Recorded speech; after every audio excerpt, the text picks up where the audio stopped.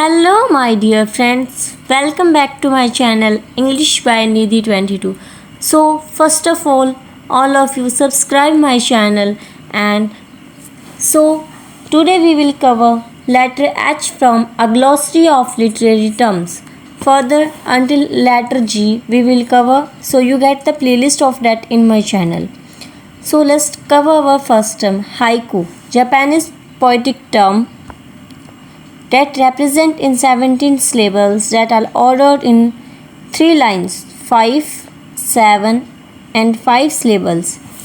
Haiku एक short form of poetry है जो ओरिजिनेट की गई थी जापान में. ये एक फेमस एक्सप्रेस करती है, रेफ़र करती है पोइट्स के इमोशनल और स्पिरिचुअल रिस्पॉन्स को to the natural object scene और season of the year.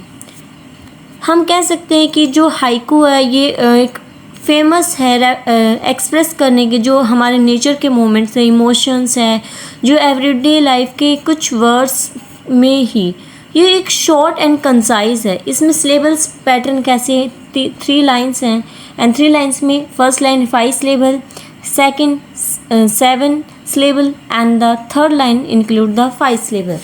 So this structure is difficult in English because most poets to attempt the high collision the rule for the number and patterns of the syllables because due to syllables, because in English language we will use iambic pentameter, 5 syllables, tetrameter, this type of. So haiku is really difficult to use in the English language.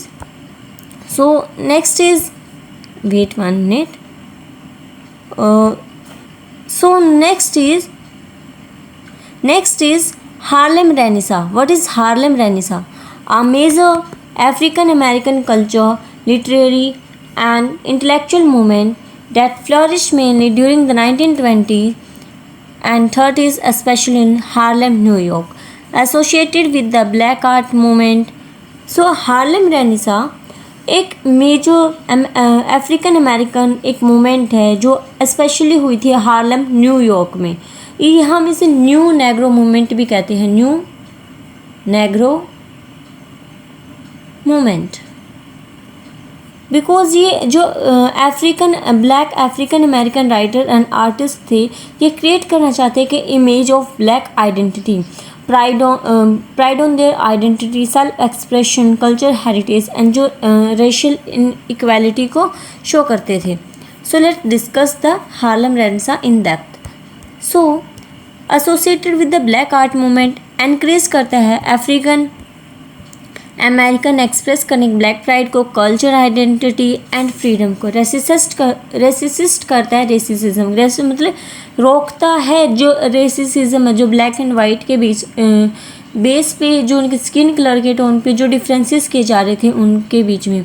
The movement was closely associated with the great migration when many African American move from the rural South to the northern cities.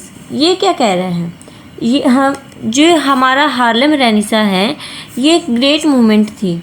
सो जब after world war first African American है वो move कर रहे थे जो हमारा rural south जो backward था उसके कंपेयर में नॉर्थन सिटीज़ की तरफ for better job and better opportunity के लिए. हम इसे ही कहते हैं ग्रेट माइग्रेशन. इसका कारण क्या हुआ, क्योंकि जो हार्लेम इसकी वजह से एक सेंटर बन गया था of African American life. So a growing black middle class newspaper, publishing house, class and artistic community create की गई थी उस इन्वायरमेंट में. एंड जो आर्ट है वो भी उनकी फ्लरिश हुई. इनका मेन मोटिव क्या था, इनका मेन मोटिव था सेलिब्रेट करना, प्रोमोट करना ब्लैक रेसिज्म एंड जो कल्चरल प्राइड है, ताकि वो जो उनकी आइडेंटिटी है उस पर प्राउड फील करें, ना कि उन्हें डिसग्रेस करें. चैलेंज करना रेसिज्म को, स्टीरियोटाइप्स को, सेलिब्रेट करना उनकी खुद की हिस्ट्री को, ना कि उन्हें निचले जैसे हम इंडियंस में जो ब्रिटिशर्स आए थे वो कहते हैं हमें एक्सप्रेस करने की ट्राई कर रहे थे. इवन वो हमें अपने आप की जो हमारी आइडेंटिटी है उससे नफरत करवा रहे थे. That's why they also try to make proud of their own culture, identity, this type of thing. So jazz and blues strongly influence its literature and its culture. What do you mean by that, मतलब ये जो feature है इसका Harlem renaissance का जो relationship है jazz and blues के साथ. बिकॉज जैसे writers like Langston hugs and जो इनकॉपरेट कर देते रिदम रेपिटेशन एंड म्यूजिकलिटी के जो स्पिरिट थी जैज एंड ब्लूज की पोइट्री में. सो हार्लेम रेनेसा लिटरेचर है वो भी साउंड करता था different from the traditional English poetry. So जो it drones from African American oral tradition and music. Who are the major members of this? Langston Hughes, The Weary Blues, The Negro Speaks of Rivers, Zora Hurston, Their Eyes Were Watching God. Most important work. Keep remember that. Claude McKay, Harlem Shadows, Home to Harlem, Compton Column, Color. So next is heroic couplet. Heroic couplet क्या है? So let's discuss our new term heroic couplet. Heroic couplet line of iambic pentameter which rhyme RHYME. Okay, note this one. In pair AA, BB, CC and so on. The heroic couplet है वो applied किया गया था later 17th century में because of frequent use of couplet in heroic poem and heroic drama. जो ये words है introduce की गई थी हमारी इंग्लिश पोइट्री में बाय जॉफ्री चौसर. उसके जो important work the Canterbury Tales and the Legend of Good Women. एक फेमस हम एग्जाम्पल ले सकते हैं हीरोइक कपलेट का, जैसे true wit is never to advantage trust what of was oft but never so will expressed. The last two words have been seen and the same rhyme, so we can say that AA. So this is called our heroic couplet. So next discuss heroic drama.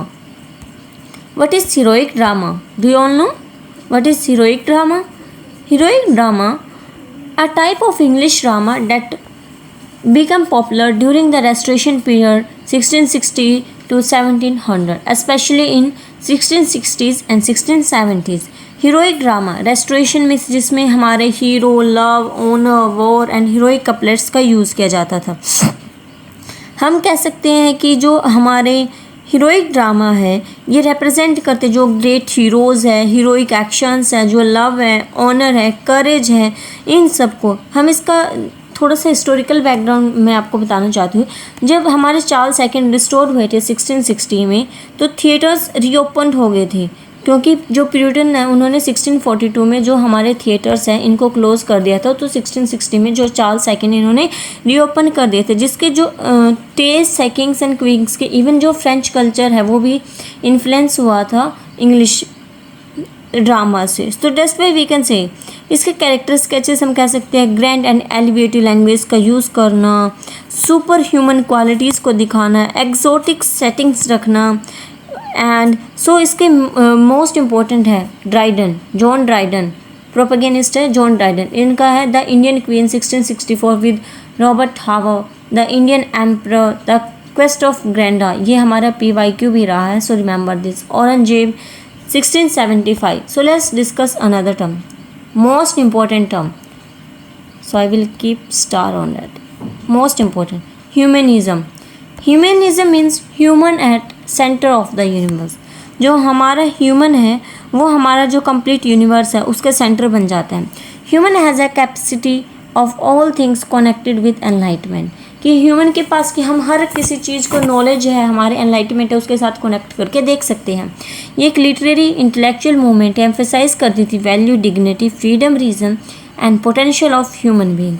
हम कह सकते हैं humanism एक intellectual और culture movement replace करती है human being को centre में और उसकी जो एबिलिटीज़ है, रीज़न है, डिग्निटी है, पोटेंशियल है, centre of thought and literature. English literature में जो ह्यूमनिज्म स्पेशली फ्लरिश किया गया था रेनेसा के टाइम पीरियड में बिकॉज जो राइटर्स है डिस्कवर कर रहे थे जो studies of great philosopher of ancient Greece and Rome. So इसका हो गए थे. सो हमें ये अपोज करता है एंड इवन चैलेंज करता है स्कॉलरिस्टिसिज्म एंड रिजिड एकेडमिक मेथड को, excessive dependence on medieval authority, blind acceptance of traditional interpretations.